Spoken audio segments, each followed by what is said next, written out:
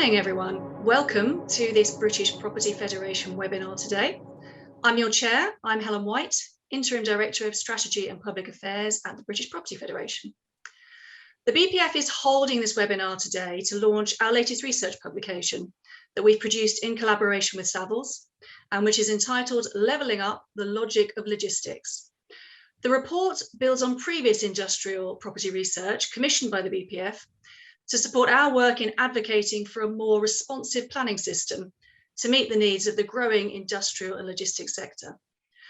The report evidences the sector's growing economic, social, and environmental credentials, and highlights the further reforms needed to enable the sector to play an even greater role, for example, in the government's levelling up agenda and achieving the UK's net zero carbon and other environmental sustainability goals. I'd like to welcome and introduce our speakers. First of all, Mark Powney. Mark is Director in Savills' Economics team and the primary author of today's report. Mark has over 20 years experience in the industry. He's worked in regional government, including the GLA and the London Development Agency, as well as in local government, where he was responsible for preparing local planning policies and assessing major strategic schemes. We also have with us Kevin Moffat. Kevin is Head of Logistics and Industrial Research at Savills. He's a specialist in the industrial and logistics sector, and he heads Savills' research team for industrial and logistics markets. Kevin is a regular commentator on the market in the press, and many of you will also know him from Savills' regular Big Shed briefing research. We also have David Smith with us. David is Planning Director at IM Properties, which he joined in 2017. His role includes ensuring all stakeholders understand the wider value and contribution of the sector to enable it to deliver the space the industry needs and in the most sustainable way possible. He has 20 years experience across a number of national planning consultancies to landowners, developers and occupiers. And he's been a member of the BPF's Industrial Committee since its inception in 2014. We also have Claire Bottle with us. Claire is CEO of the UK Warehousing Association, a leading trade association with 900 members, where she's committed to pursuing economic, social and environmental sustainability. She's also Vice Chair of Women in Logistics UK. Having joined the logistics industry in the 90s, Claire has worked across a number of sectors, including chemicals, construction, and more recently, food and drink, as Associate Director of Warehousing at Coca-Cola Euro-Pacific Partners. I'd like to thank Claire, particularly and the Warehousing Association, for their collaboration with us on this report. And finally, last but not least, we have Gwyn Stubbings. Gwyn is a Planning Director at GLP. He has over 20 years of planning experience with 14 years in the logistics and industrial sector. Gwyn was instrumental in the establishment of the BPF's Industrial Committee and has been its chair since 2018 to explain the rationale for the BPF commissioning this research. Over to you, Gwyn. Thank you, Helen, and welcome to all our attendees this morning. By way of a sort of quick background, the BPF Industrial Committee was established in 2014 and continues to provide a valuable voice for the logistics industrial sector. It also provides a platform for stakeholders in the industry to collaborate and work collectively to promote the sector, often through the publication of documents such as this new Levelling Up the Logic of Logistics report. Since 2014, we've produced a number of research reports, including Industrial Impact back in 2014, Delivering the Goods in 2015, which was updated in 2020, and What Warehousing Where in 2019, which hopefully a lot of people are familiar with. Also, most recently, an Employment Land Manifesto in 2021. All of these reports remain very relevant, and it's encouraging to see them widely referenced in local plan evidence, planning applications and their decisions, employment land reviews, market assessments, etc. Given the limelight on the sector over the last 2 years, we were keen to launch a research report that reflects how the industry has responded to the challenges and opportunities presented by the pandemic and also by Brexit, whilst also looking at some of the emerging themes and trends in the sector, particularly around social value, the environment and sustainability. The timing was also influenced by the proposed planning reforms and the imminent launch of the Levelling Up white paper, which should be any day now. As with previous reports, we've also set out some recommendations which we believe are needed to enable the sector to reach its full potential and drive further economic growth and quality job creation. Thank you, Claire. That's great. Thanks, Quinn. So now Mark and Kevin are going to share with you a short video, and then they're going to move on to presenting to you using a set of slides. So now I'm going to hand over to Mark and Kevin.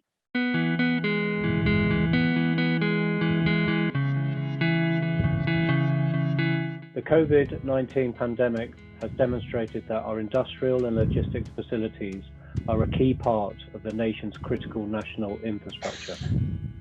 Alongside our supply chains, warehouses support other important and growing sections of a strong economy and the way we live our lives by ensuring we have what we need at the right time.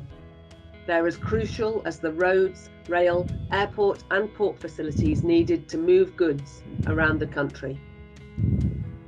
The changes in the way supply chains have operated over the pandemic period has resulted in rising demand for warehouse space. Over the last 2 years, take-up for warehouse space has exceeded 50 million square feet a year. Before the pandemic, the average amount of space taken in a year was 32 million square feet.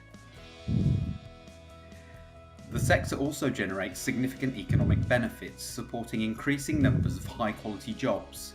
A thriving industrial and logistics sector is critical to the government delivering on its ambitions to level up across the UK, with over 70% of demand for industrial and logistics space in the north of England and the Midlands.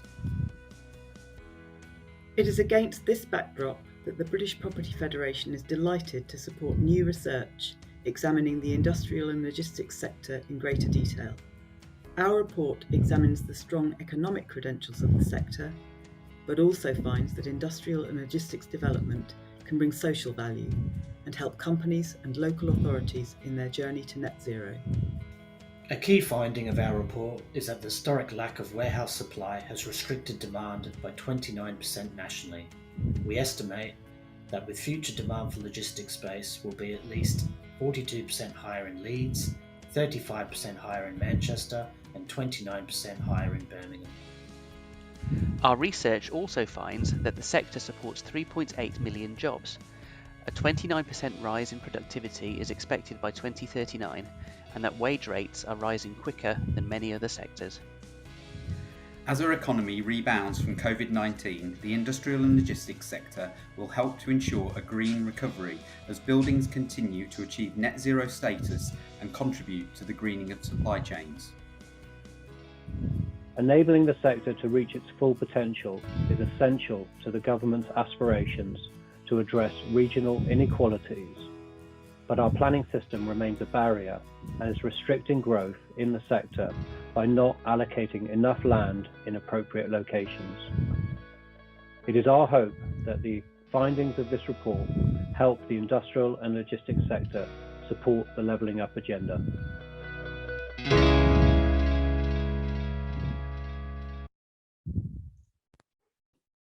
Good morning, everyone.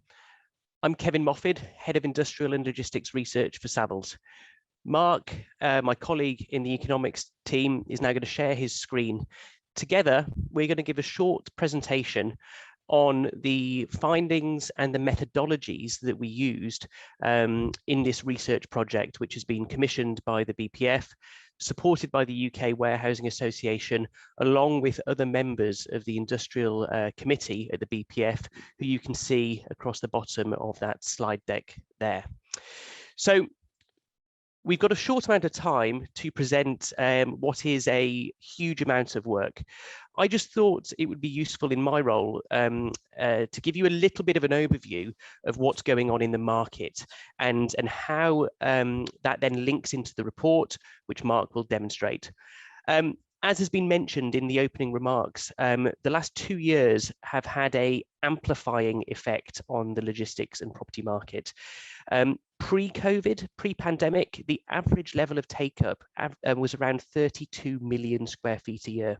For the last 2 years, we've had take-up exceeding 50 million square feet of logistics space. 2021, that was 55 million square feet, 86% above the long-term average. If we move on to the next slide, what this shows is the level of take-up across the country. This level of demand that we're seeing is not in isolated areas. It's everywhere we look. The red lines are the long-term average levels of take-up, and the purple bar is what's happened in 2021. Every single region above average, most regions posting record years as well. So the benefits of logistics development are being felt far and wide on a geographical basis. The problem, however, is the supply of warehousing, which the next slide demonstrates.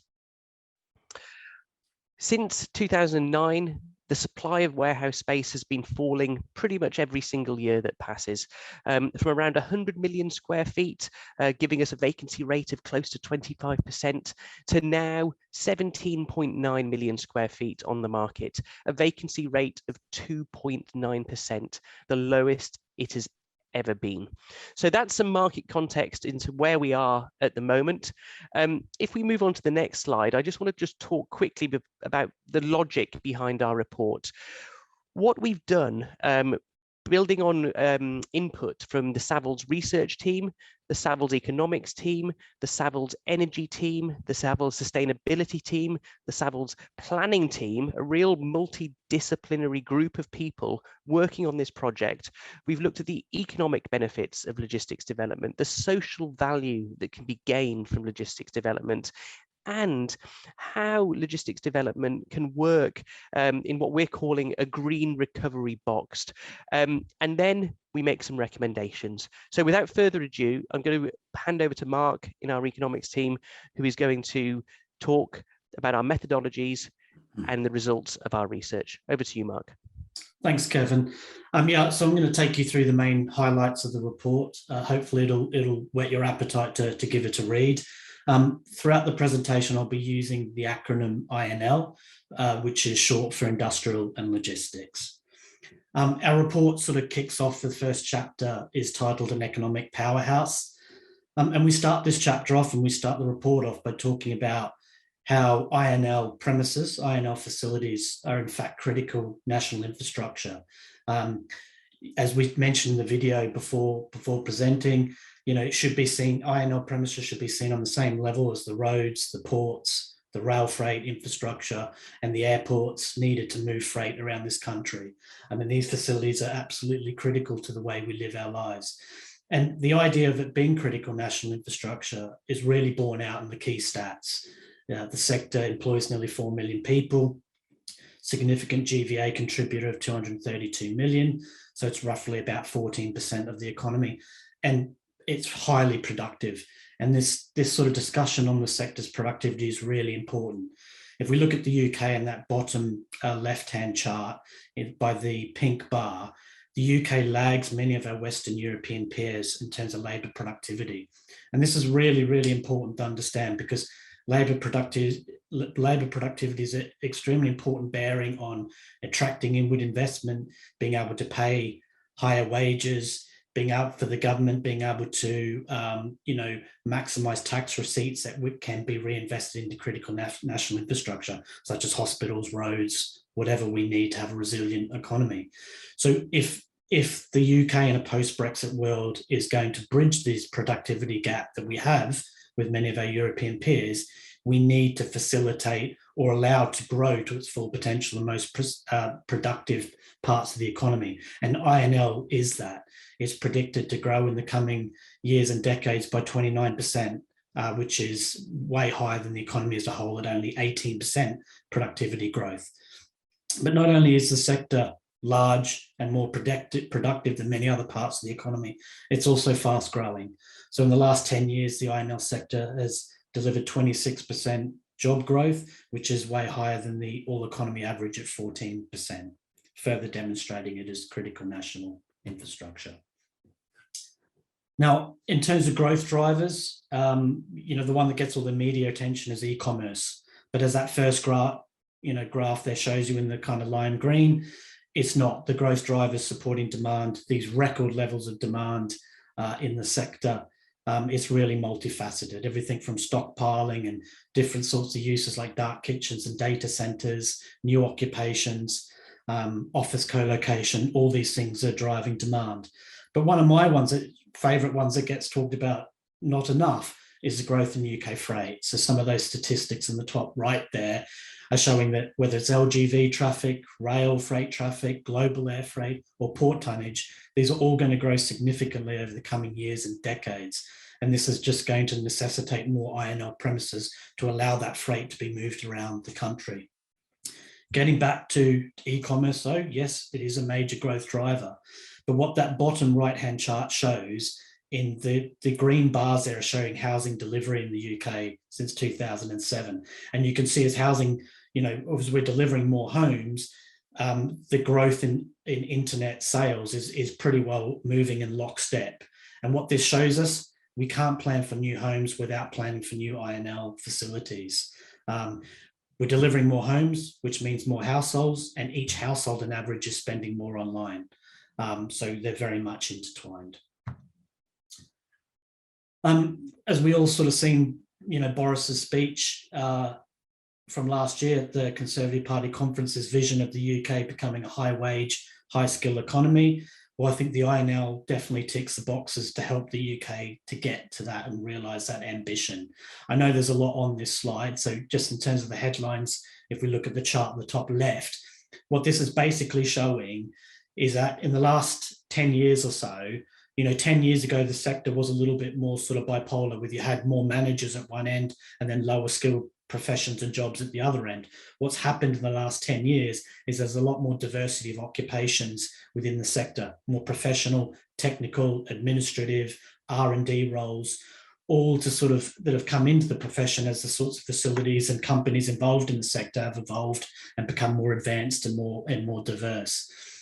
The bottom left-hand chart, the manufacturing and logistics, so both of the components of the INL sector, pay higher salaries than the all UK average, approaching nearly 5,000 per annum, and wages in the logistics sector in particular growing at 6% per annum, so far quicker than the average of all other sectors at 4%. Now, just finishing off this slide, the bottom right-hand corner, it just shows actual business growth in the INL sector in the recent past has dwarfed all other sectors, both in proportionate terms and real terms. So again, it is growing, its prominence is growing even more to the national economy. Now, obviously, this report, we didn't want this report just to talk about how good the INL sector is, and then beat up the planning system for not giving us enough land. We really want this report to be talking about solutions and working with government so we can make this, this sector really realise its potential. But I think before we get into that, where we are at the moment, as where Kevin's data shows us, we're in a situation, and we've been in a situation for most of the last decade, where the sector is supply constrained. Demand has been outpacing supply many folds over. And this is why we've had exponential rental growth, double the rate of inflation over the last 10 years. And parts of this is the planning system is so important because it is the guardian of giving us new land supply.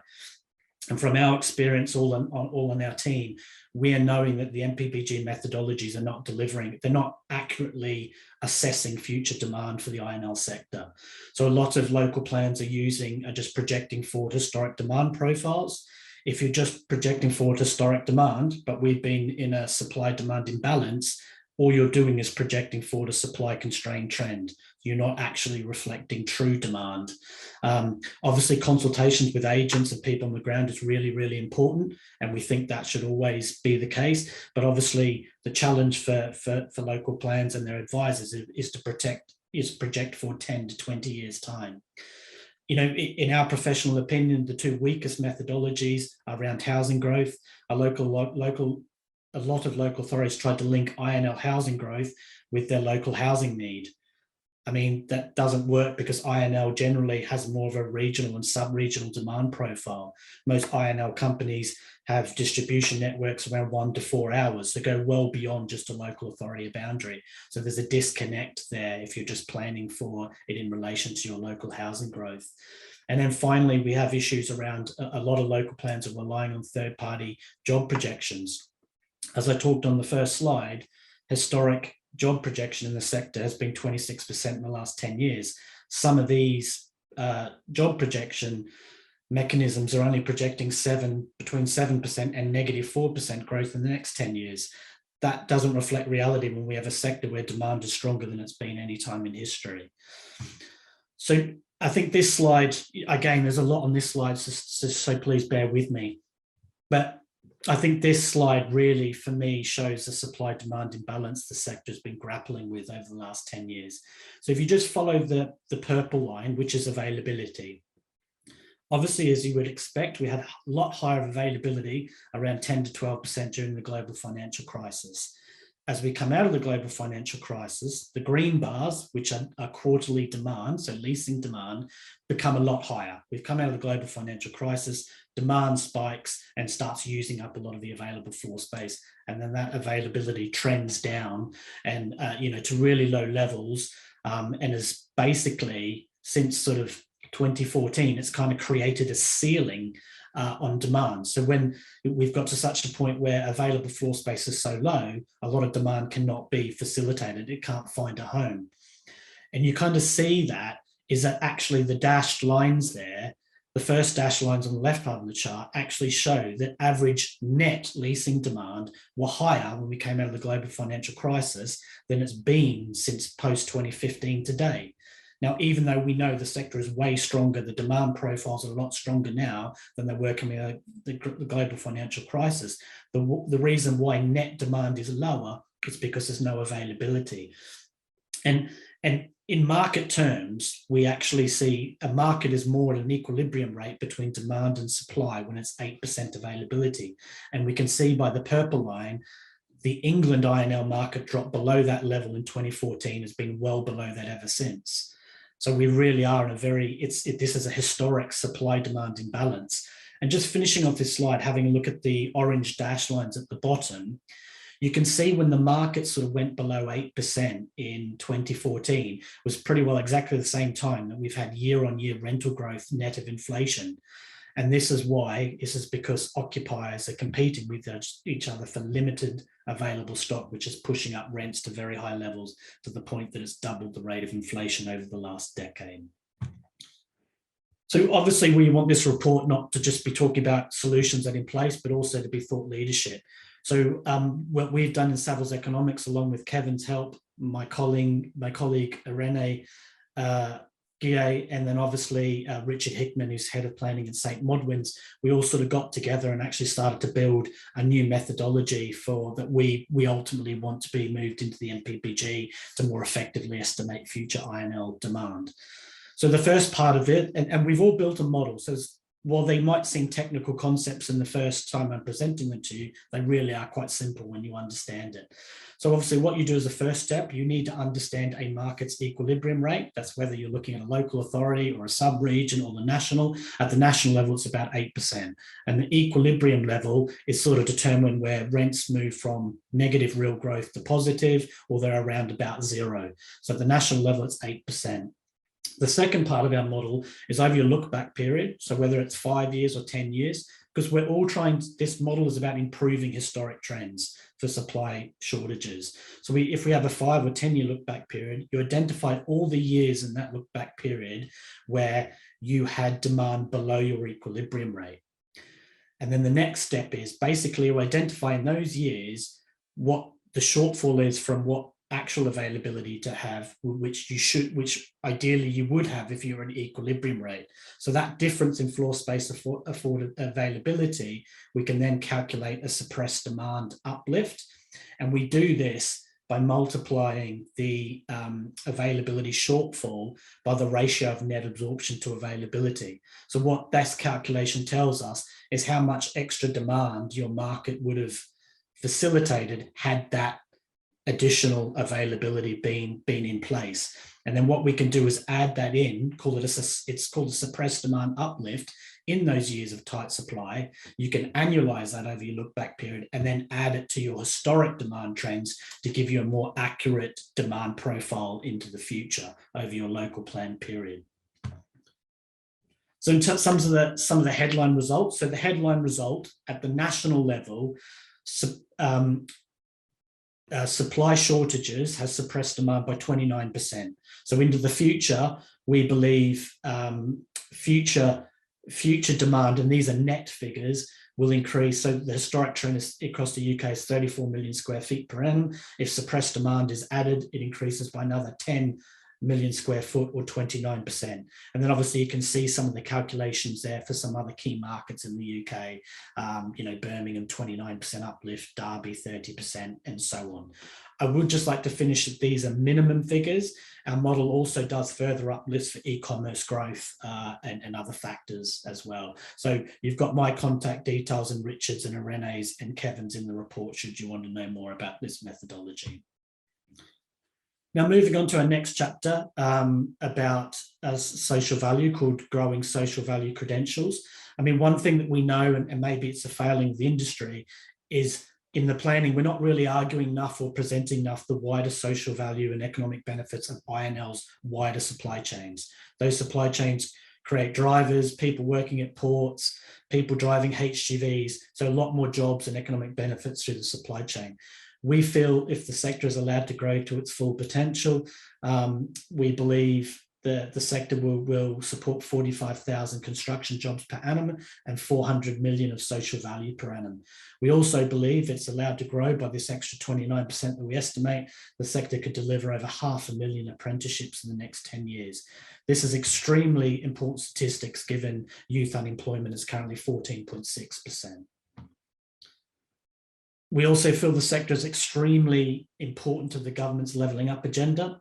The INL sector is one of the few sectors, major commercial sectors, that invest more in the Midlands and the North compared to London and the Southeast. In the last 5 years, 70% of demand in the INL sector has gravitated to the Midlands and the North, generating over 113 million square foot of floor space and 117,000 jobs.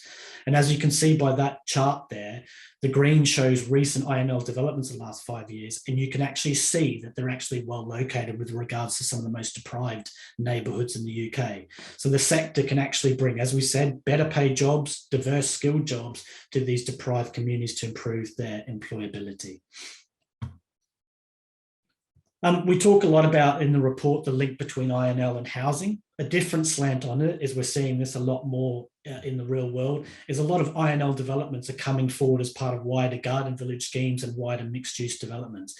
And that's really important because the sector is booming, the land values are really high, that enables the sector to contribute to strategic infrastructure such as link roads and motorway junctions, which also benefit the residential developments. So in a way helps to de-risk the residential components. And because INL can deliver quickly, the jobs can be in place at the time the houses are coming on board, and this supports self-containment and local working and greener travel practices as people can travel less distances to get to work. And this is a little bit different to some of the other commercial sectors that can, generally lag housing delivery because their demand needs to be underpinned by a critical mass of residents nearby. I'll just skip through this slide. We talk a lot about in the report too that the design and the humanistic scale of INL premises are changing. They really are becoming diverse employment hubs where people want to work as well. So their design components and pushing things such well standards are really moving up the agenda. Our report does finish on the environmental. So we talk a lot about, a lot of the initiatives and real case studies that the sector is delivering to reduce carbon through its construction phase, operational phase, and end of life. And just finishing off, the operational is a big one, and we've got a lot of great case studies there. And Gwen and others on the panel will talk about some of their developments that are doing this. But we've got this little graphic that we're quite proud of that sort of summarises some of the major initiatives that INL investors are bringing forward in their schemes to reduce their carbon footprint. So back over to you, Kevin. Mark, thank you for getting through that in such quick time. I mean, I do encourage you to all, read the report, download it, and digest some of the technicalities of what we are proposing in our report. But really, the crux of what we're saying here is the recommendations, and our recommendation, key recommendation, is that the suppressed demand model methodology is incorporated within the NPPG to help inform local plan delivery moving forward. I think we would all agree that a greater level of certainty about some of the methodologies used to forecast 10, 15, 20 years in advance overall is a good thing for the market. The remainder of our recommendations fall into supporting some of the other recommendations that have come from the BPF Employment Land Manifesto, which I won't read out now. They're all on the screen and you will get the slides. The key thing for me really is how this impacts the market. And does it stimulate development, which is what we want? How does it benefit occupiers? How does it benefit the whole industry, all of the stakeholders involved? So with that, I'm now going to hand over to Helen, who's going to chair our discussion. Thank you very much. Thanks very much, Kevin and Mark. That was excellent. This really is such a topical issue. It's really brought to life your presentation, just how heavily we've all come to rely on the I&L sector and how important it's going to be to the future health and success of our economy and our society. So we're now going to open up discussion about the report with our panel. We're going to start to focus on the social and economic contributions of the industrial and logistics sector. I'm going to start by asking Gwyn. Gwyn, how would you describe the impacts the sector is currently having on our society? Thanks, Helen. I think it's fair to say it's an extremely exciting time for the industry. We're at a time when the general public are really sort of waking up to the importance and reliance on complex, sophisticated supply chains that support the way we live our lives and as well as business activity as well. This is also at a time when the government is acknowledging the importance of logistics. We saw during the lockdown logistics workers being classified as key workers. So I think all this focus and recognition really must be translated into finding ways to enable the industry to respond to market dynamics. Within the report, we've looked at what's driving some of that growth. Population growth. And e-commerce, as Mark touched upon. I read an article this morning that, in the last 9 years, our online retail spending in the UK has increased by 285% in the last 9 years, which is just incredible. So, it's critical that we find ways of sort of acknowledging everything that's going on in the industry and then ensuring that that demand for space is not underestimated or suppressed, really. Year on year, the positive social and economic impacts continue to increase. The statistics within the report really do speak for themselves. Over the last 10 years, jobs within the logistics part of the sector growing by 26% compared to only 14% across the economy as a whole. So, nearly 4 million jobs in England alone, and that's excluding jobs within the wider supply chains. Productivity increases, that's predicted to increase at a faster rate, but by 29% between 2025 and 2039, compared to 18% of the rest of across the rest of the UK economy. So, this is why this report is so important, because it's really trying to capture, all of these really key statistics and what's happening in our industry. As developers as well, as GLP, we're looking at ways in terms of how we can measure social value in our developments. In our recent magnitude 314 development in Milton Keynes, we commissioned a social value report, which, working to a number of key metrics, calculated the total social value from that project was 4.8 million, divided between 2.6 million economic value and 2.2 million social value. So it's by doing all of this that we can really get a better understanding in the market and turn our attention to supply and demand and making sure that certainly supply coming through is not suppressed through. Thanks, Gwyn. Claire, I'm going to turn to you now, if that's okay. Could you talk to us about the perspective of the UK Warehousing Association on the sector's economic and social impacts? Yeah, certainly. Thank you, Helen. So the UK Warehousing Association's 900 or so members are chiefly third-party logistics operators of warehousing. So we're talking here about the occupiers and the activities that take place within the warehouse. And really the range of different kinds of goods which require warehousing is enormous. We're a key part of every aspect of the UK economy. So I was really disappointed. This time last week, the Shadow Minister for Science was denigrating warehousing jobs and describing them, making a kind of value judgment that working in warehousing would be a career of last resort and people should be encouraged to work in science. And the reason why I was so upset about that is brought out in the report, really. And one of the things that Mark touched upon, the range of diverse, interesting, well-paid jobs that are available in our sector is somewhat hidden, really, from the public, from the education sector. And yet when we talk to our members, what they're telling us is that labour shortages and skills gaps are really the most important issue that they're facing at the moment. And soon behind that, we're also hearing about the shortage of space, which I think has been eloquently described by Kevin as well. So we see growth in warehousing that supports economic growth. We see a demand for labour, which is a challenge and ties up with the idea that housing developments will help us to deliver that social value. Just one other point that I wanted to make, I think it's a bit too simplistic to suggest that automation is going to replace people. So I think, sometimes there's an assumption that, well, all warehousing is going to be run by robots, so don't worry about the labour shortage. That's simply not the case. I certainly agree that the government has really ambitious targets for the growth of automation in warehousing. I think their targets might even be a bit too ambitious, but the direction of travel is definitely right. We will see growth in automation, and that's part of what delivers these really, diverse, challenging, well-paid jobs. But nevertheless, it doesn't replace, it just will create different types of jobs. And so often when you see the implementation of robotics and automation, you really just end up doing more faster in the same space with the same people. Thank you, Claire, that's great.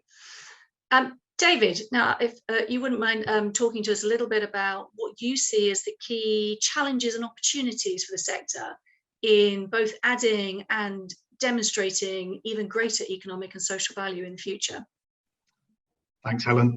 Yes, I can do it in a second, but just before I do that, I would like to take the opportunity to welcome the study and its contribution to the ever-increasing evidence base that's supporting this sector today and going forwards. I think it's the first time, probably, that we've had such a rounded demonstration of the sector's credentials, with previous reports perhaps more focused on, understandably, the economic components and benefits. And I think it's going to be a key part of continuing to try and change the hearts and minds of stakeholders, all of those that are involved in helping deliver and keep this sector going. So for these reasons, we're really pleased to support it. But to your question, and perhaps just worth restating the obvious, if we're holding back the delivery of much needed space, then that's a brake on realising both employment opportunities in operation, but also in construction. So if we're not delivering the space, even when there's proven occupier need, we're frustrating growth on both fronts. And of course, the sector doesn't only just support other sectors in transition, for example, employment opportunities displaced from retail, which has been accelerated by the pandemic, as we know, but new drivers of growth in an increasingly complex process. And there are many of those, and the report touches on them, and Mark's highlighted some of them this morning, really, really exciting opportunities. But here in our heartlands, for example, the Midlands, meeting the modern property requirements of an automotive and mobility sector in transition to net zero is going to be absolutely critical. So nobody really knows what supply chain will look like for those kind of industries going forwards. But if we don't have the space in good time, then we're unlikely to be competitive or successful in that particular race, which is key for the Midlands. Just briefly on the construction point, obviously, if we're if we're not meeting that growth, then it means missing out the opportunities in construction. And there's a case study in the report about the journey of a woman called Jihan at our project at Mercia Park, and it culminates in her role as an assistant site manager with Winbic Construction. It's a brilliant story. It's one story, and I ask myself all the time, how many more Jihans might there be out there? Her journey started with a groundwork sector-based training initiative at Hinckley, and then has progressed to a fantastic place within Winbic. So really, really good story. Key challenges, just to conclude on that question, to maximising these types of opportunities really rests with the sector to recognise the potential opportunities that spin off our projects, have the will to do something about it, and then really help others in the broader economy support and shape, effective learning and development training programs in what is frankly quite a complex employment and skills landscape. So loads of opportunity, but we can do more. Great, thank you very much, David. So I'd like to move on now to talk a little bit about the sector's contributions to environmental sustainability and reducing carbon in the environment. So again, I'm going to start with Gwyn. Gwyn, could you talk to us about what environmental sustainability benefits the industrial and logistics sector can offer? Just bringing that to life a little bit based on what Mark and sure. Thank you, Helen. Yeah, the industry is making significant, huge strides in reducing carbon emissions and reducing energy consumption. There's a number of initiatives that are being deployed, such as the provision of smart meters, advanced telemetry within buildings. We're seeing increased amounts of solar panel installations. Also, a really big transition and shift away from diesel to gas-fueled HGVs, and a significant uptick in the number of delivery providers, parcel delivery providers, transitioning to electric vans as well. So, lots of progress on that front.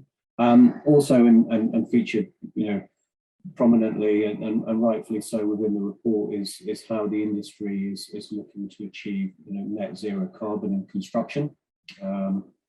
Within the report, there's a case study there again, the example I used earlier in relation to our magnitude 314 development at Milton Keynes, which is a warehouse unit, about just over 29,000 square meters with 1,500 square meters of ancillary office space. So that development has been officially verified as the world's first net zero carbon for construction building, in line with the UK GBC Net Zero Carbon Buildings Framework Directive. The building was also designed to WELL principles and has achieved, both a BREEAM Excellent and EPCA rating. So in that development alone, the overall design has resulted in a 26% reduction in embodied carbon compared to a standard logistics building. So we're seeing huge progress being made there in terms of construction and the delivery of real grade A logistics space. We're also seeing numerous wellness initiatives being incorporated into buildings and projects with increased amenity provision. We've recently commenced the delivery of a 200-acre country park at Magna Park in Leicestershire. So there's some really exciting things happening there. However, if we are going to make these really, really big and final sort of steps towards decarbonising the freight sector, we have to be delivering new facilities in optimum locations and creating efficient logistics clusters. Pushing requirements to suboptimal locations for occupiers is just not going to help us achieve those goals, really. Thanks, Gwyn. David, if I could come back to you, is there anything that you would add to what Gwyn's just said from an IMP perspective in delivering and demonstrating sector contribution in this space? I think I'll probably just echo Gwyn's comments really about the industry's strides. There are so many exciting things going on at the moment, and nearly every key player in our sector is demonstrably embracing the environmental and carbon challenge. And increasingly, as Gwyn's alluded to, the industry is looking hard at how it integrates its offering within the communities in which it sits, and that's something we're doing on a number of our projects, including Pedamore in Birmingham. Gwyn's alluded to, multifunctional green infrastructure is one example of that. And there are other case studies in the report. But for the schemes to be the best that they can be, we also need occupiers to play their part. And I'm sure Claire might touch on this later on if we have time. In the operational phase, they've got to capitalise on the platform that we as developers are providing, and ultimately help shape the places where people want to work and address, that net zero ambition. Just a very quick note of caution on that net zero ambition. The noise in this space at the moment is overwhelming. It's been a very, very a lot of media over the last year. And there's clearly a danger of confusing messages at best and greenwashing at worst. So I think it's really important for the industry and all of the key players to remain credible, be clear in our language, clearly articulate why it is that logistics development, often on a large scale, is not incompatible with sustainable development. Because if we can't communicate that effectively to the people that are making the decisions, I fear that no amount of tinkering with MPPF or MPPG will actually make a difference. Yeah, that's a good point. So let's move on now to the really important issue of what reforms do we feel are needed to really enable the sector to deliver even greater benefits and its full potential. David, what do you think about the changes that are needed to unleash the sector's full potential to deliver real benefits for our economy and society? It's me again. But there are no surprises here, I don't think. We still face multiple planning obstacles, many of which are long-standing, and they're touched on the report. We've seen the additional recommendation, obviously, of a new model, and I think that we need to take that really seriously. Government needs to take that really seriously, and we need a fresh approach to assessing and planning for demand. And I'm hopeful that the model that's being put forward, or a variation of it, can be acceptable. We've found acceptable. We've bemoaned the fact, I think, for many years that we don't have a clear and consistent assessment basis akin to a housing delivery test, and maybe we've just found it. So if we can, and if it's accepted, it needs driving through the plan making process. That means proper consideration through the examination process, and ultimately policies that are flexible enough to respond to the pace of change. I think the opportunity was missed in the planning white paper. I'm not quite sure where that's got to, of course, superseded or otherwise.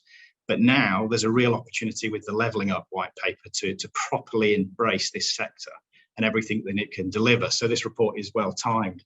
From the growth across the UK, improved productivity, number and breadth of jobs, supporting challenged communities, and underpinning the emergence of sectors and supply chains that we're only just beginning to understand. So I think positive planning, absolutely key, remains unchanged, I think, in our key mission. Without that, we won't meet the needs in the right locations, and certainly not locations that will be palatable to all of the stakeholders. But just a final point, perhaps on things that perhaps will help us alongside those adjustments.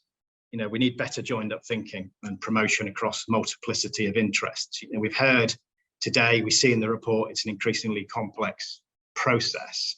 And it's pleasing to see at the back end of last year, we saw some emerging thoughts from DfT and its future of freight strategy, which we understand will be published later this year, and will really deliver a plan, not a strategy, a plan, and part of which is likely to include addressing the planning challenge. So that's going to be something for us all to keep our eyes on.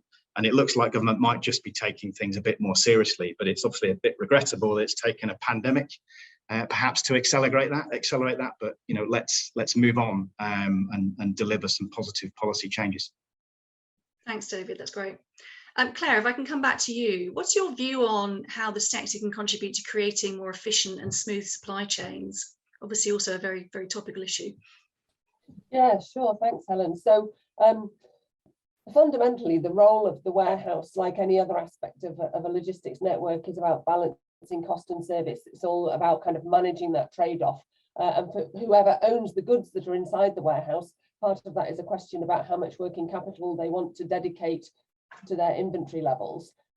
If we just for a moment use e-commerce as an example, and I take Mark's point that e-commerce is not the only growth area that's driving demand for warehousing, but e-commerce is definitely more space hungry and more labour hungry than typical pick and pack operations use up more space and require more people than preparing goods to send them to a retail outlet to be sold there. So warehousing is chiefly made up of two cost elements. There are two big areas of cost for the company operating the warehouse. That would be like a UKWA member, labour and property. Both of those are currently going up. But what our 3PL members are finding is that their customers are unusually open to the idea of paying those increased prices because supply chains are needing to become more resilient. So that's part of how we're delivering economic growth is, whether it's retailers or manufacturers, in order to maintain service levels, the approach to that trade-off that I spoke about is changing. People are prepared to hold more inventory because they want to protect service levels. And that's really important economically. But just going back to something you asked about before, we need to be really credible on environment, as David said, and not just for the reasons he mentioned, but also because of the social aspect, thinking about employees too.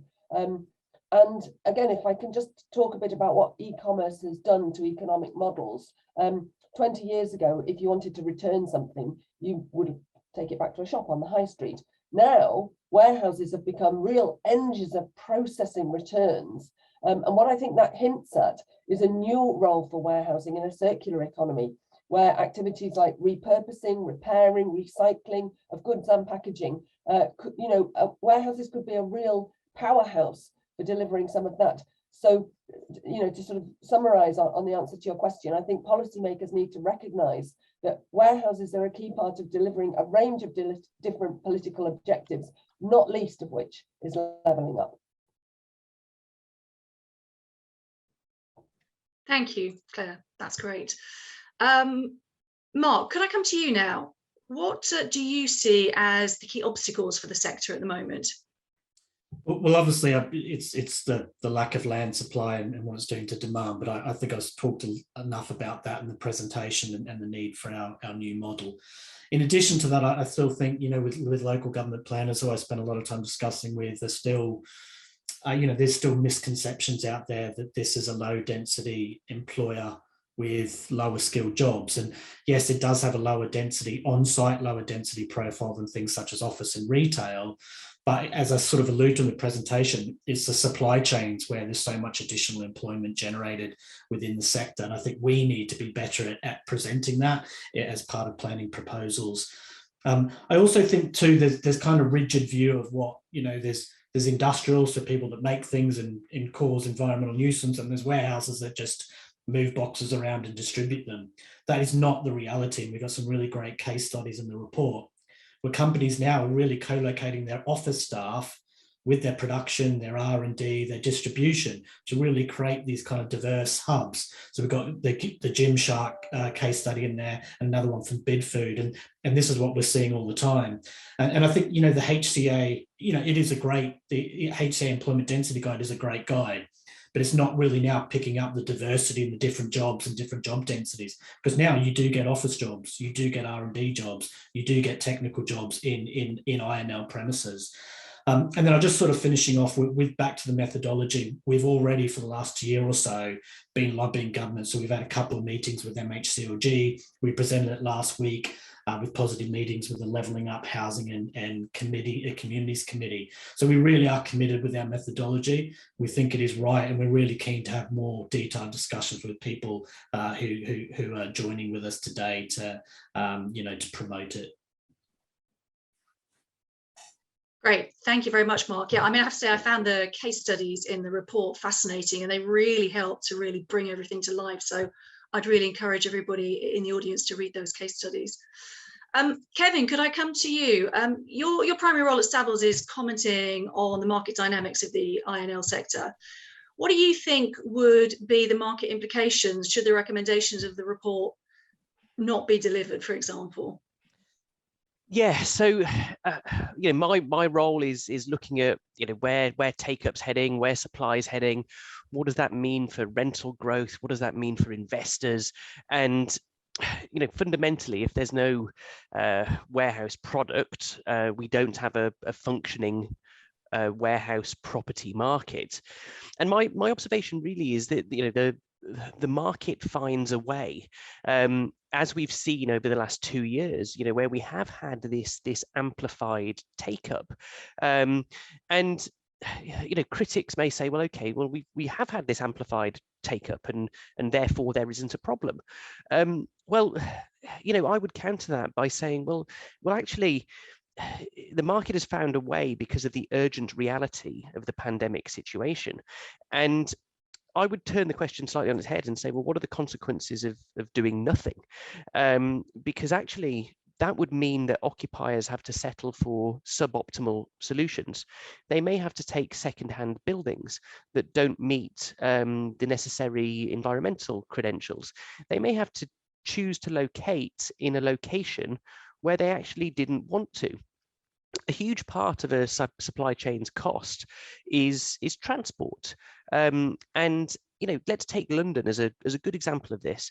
If you bring up the satellite view on Google Maps, and you see where a lot of the space is, it follows the canal networks and so on.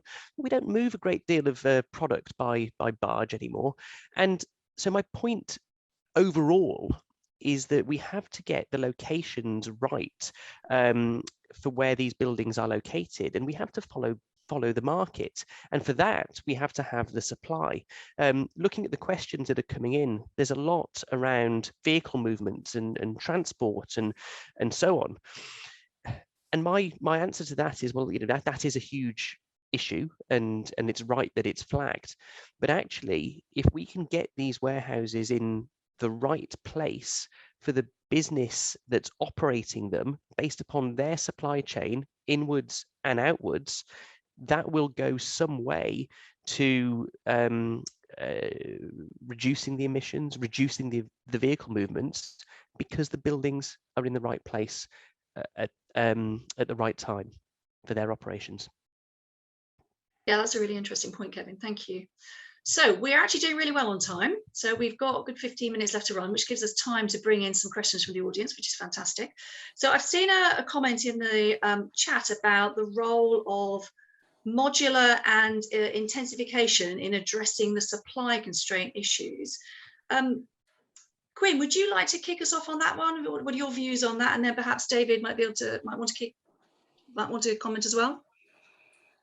Yeah, sure. I'm happy to try and add some flavour to that. I think obviously intensification is something that's being looked at and considered, very, very closely in the London market. I think just sort of stepping back from that for 1 second, I think we've, a big focus of the report has been around suppressed demand, and that's been that's a result of the methodologies that have been sort of used and deployed in the past in terms of how demand is calculated. So that's something that we really want to sort of try and focus and shine some light on. But I think it's also important that we acknowledge that the industry is under pressure from a few other directions as well in terms of the supply of space and demand. So we have a lot of competition for warehouse space from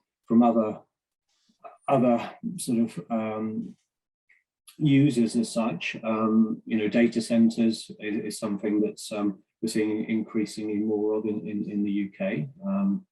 Again, particularly driven by the pandemic, as there's been more pressure on sort of storage within the cloud, etc.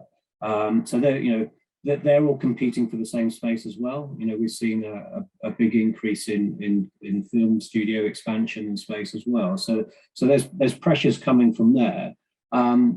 The other pressures are coming from the loss of industrial land, particularly in that London market. And I think Mark's probably got some really good stats at his fingertips in that respect. And that's where policymakers in London in particular are looking to obviously encourage intensification to try and help address that. I think it's the right approach, and I think it's to be welcome. And we're starting to see some multi-storey developments coming forward within London. So looking to use the land available in a far more efficient and a densely used way as possible. there are some challenges and limitations. I think, what we've got to be careful of is that we always respect the operations of the occupiers. It's all very well saying, well, we can get as much square footage onto this site as possible, which as developers is probably welcome. But having said that, if an occupier is not going to come and take it, well, then it's of no meaningful benefit. So we can't afford to kind of compromise and lose yards and service space, etc., at the expense of just getting more floor space. So it's the right approach, but we just got to be sort of mindful that we're getting that kind of product right, really. But I must admit, from a personal perspective, I'm very concerned about the loss of industrial land in London, particularly to housing. The pressures are constantly there for more housing. Yes, we understand that, but the loss of industrial land to accommodate that is really scary, because we need a lot of that industrial land to service that new housing. And this is something that we touched upon or identified in the What, Warehouse and Where report, was that relationship between housing and logistics space. So we've got housing growing up, increasing, population increasing, but we're constantly pushing the logistics space further out of London, which is needed to service that. And we talk about, as Kevin was just touching on, vehicle movements and things like that. If we're going to push all of the logistics space out of London that's servicing London, well, it's got to come into London somehow, and that's going to increase vehicle movements and emissions. So we've got to try and get this balance right, really. Thanks, Gwyn. Actually, Kevin, you just indicated that you'd like to come in on this point as well. Go ahead. Yeah, well, I think the question about modular construction is very interesting. We at Savills released a paper last year on the use of warehouses by residential developers to build modular homes, and as part of that, I spoke to a few logistics developers about a broadly similar concept, which was modular construction of warehousing. If we look at the United States, if we look at Europe, they go for a slightly different approach, where their construction is more concrete frame, and they effectively have huge slabs of concrete which are tipped up to create the frame of the warehousing. Now, with fire regulations and various other things, the institutional standard of construction of warehousing in the UK has always been around a steel frame and so on. But interestingly enough, over the course of the pandemic period and the well-publicized lack of certain commodities such as steel and concrete, I'm beginning to hear from our clients about the use of different materials, people talking about timber frames and other types of materials that can be part of the construction supply chain. Do I think we'll see a fully modular construction of warehouse facilities? Probably not in the same way the residential market is moving, but definitely a movement towards modern methods of construction and different materials, I think is well on the agenda. Thanks, Kevin. And David, you had some comment to add to this as well. Just a very quick and simple point, I think, Helen. It's a relatively simple build process. I'm going to have colleagues across the business lambasting me now, but it's a relatively simple build process, albeit complex in all of the component parts and making something happen.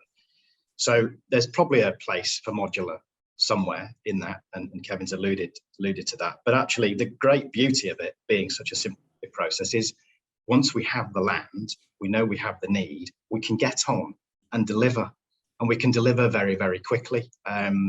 Take up at or delivery of our buildings at Mercia Park, Northwest Leicestershire, 3.5 million square feet, and others have examples, in under 2 years. So that's realizing opportunity really, really quickly. It's a simple process, get on and deliver and realize those opportunities. Great, thank you. So I can see a few comments in the Q&A picking up on the shortcomings of employment land reviews in terms of them being out of date by the time they come into use. Would anybody like to comment on this? Perhaps Mark, would you like to kick us off on this one, and then anybody else wants to comment, let me know.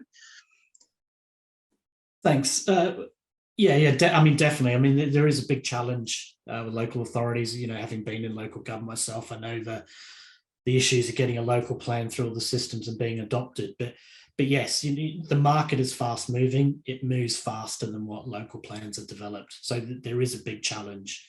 But one thing I go back to, and I see some of the questions, what's the evidence for the 8% and what have you? Well, I think it was that table where you really show that, this sector has not been supply constrained for a couple of years. It's been supply constrained for the best part of the last decade.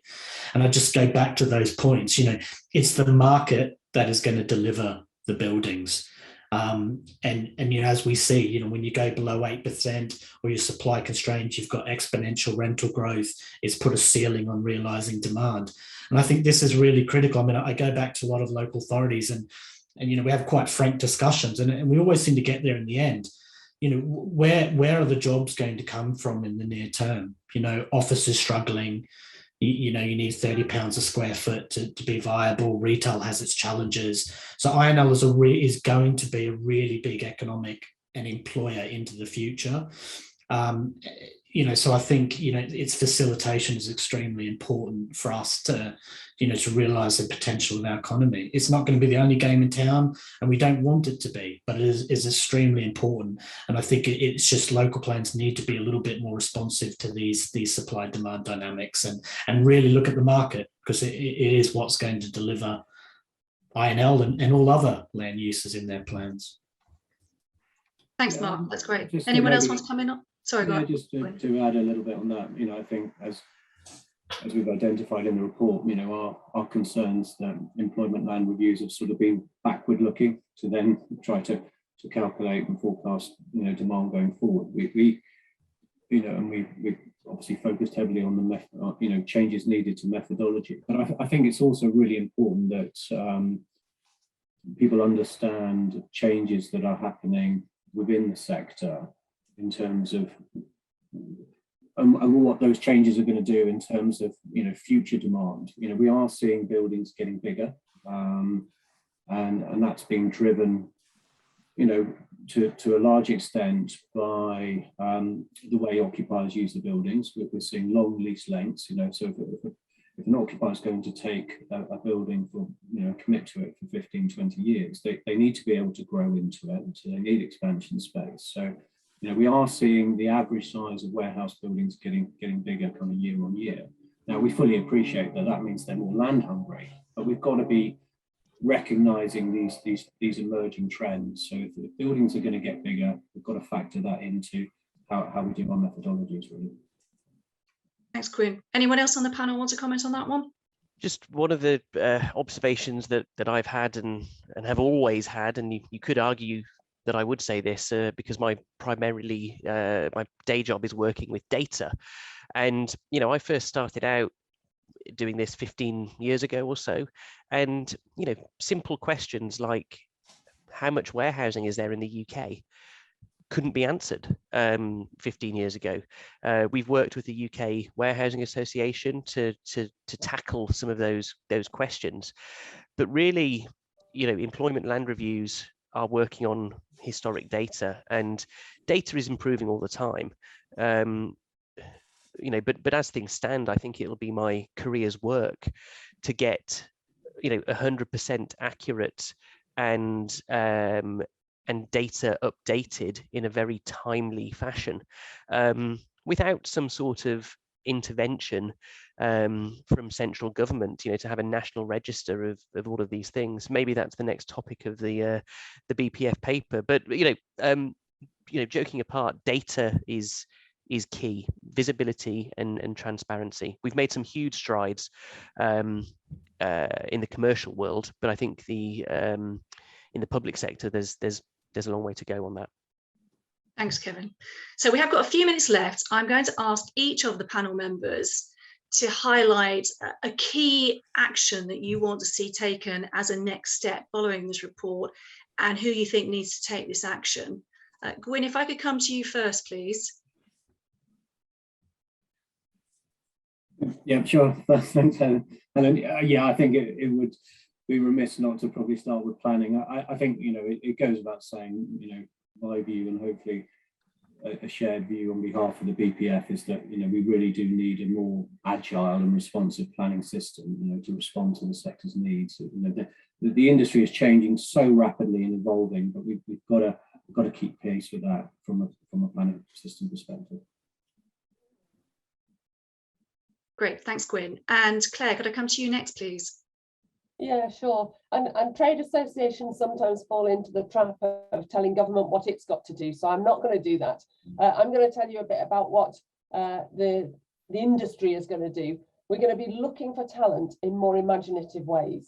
You know, at UKWA, we're already working with the Department of Work and Pensions, the Department for Education, even the Ministry of Justice, you know, about opportunities for ex-offenders, for example. So we're going to be doing that, and we're going to be really trying hard to deal with the labour shortages and the skills gaps in the most imaginative and constructive ways that we can. But what we absolutely do not need is people in authority misrepresenting warehouse work as a dead-end job. That's great to hear, Claire. Thank you. David, could I come to you next, please? Yes, of course. So I think we all have a responsibility in all of our contacts and our interfaces with plan makers, decision takers, influencers across the piece to extol the virtues of the sector that we're working within, using the best possible information that we have. And hopefully a report like this will help. It's not the single answer. This is a long game, and I'm reminded of a comment when I did a webinar last year jointly with Mark Pawsey, a Midlands MP, and I would say a rare enthusiastic supporter of the sector, that he said in concluding that the development industry has to do a better job in communicating its story.